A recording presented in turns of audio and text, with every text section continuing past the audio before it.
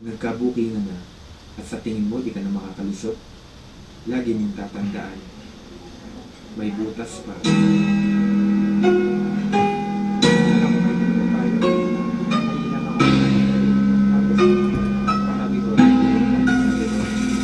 Okay, kumaya ka. Tulad na ako dito sinabi mo kanina eh. Pero, halika, anong ginagawa mo dito?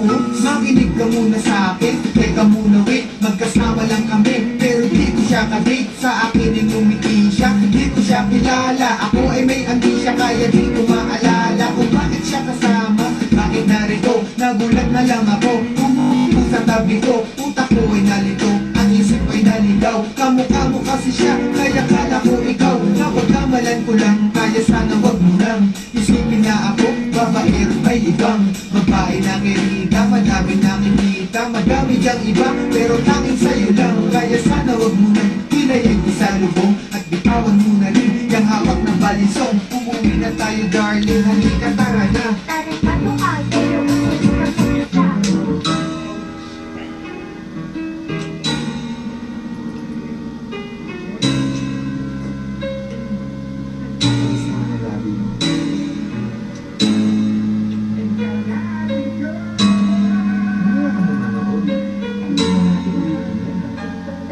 Oh, ano ba nasa office ka? Bakit nandito ka?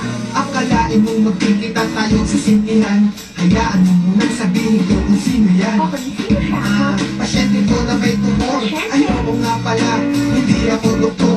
Kasi naman gusto ko ni manood. Naawa naman ako, kaya ako sumunod. Sinamahan ko na siya, sa dilim kasi duwag yan. Hawak ko kamay niya, kasi bulag yan. Dapat alalayan, baka mawala yan. Pero nandiyan ka pala, di ko na malayan. Siya'y hinalikan, at kaya ko nagawa yan. Nausog ko siya, kaya aking hilawayan. Wala kong punasan, kasi nabasayan. Hawak ko yung panty niya, kala ko basahan. Pusang bumaba, pero di ko binabayan. Baka palusot ko, lulusot kaya yan.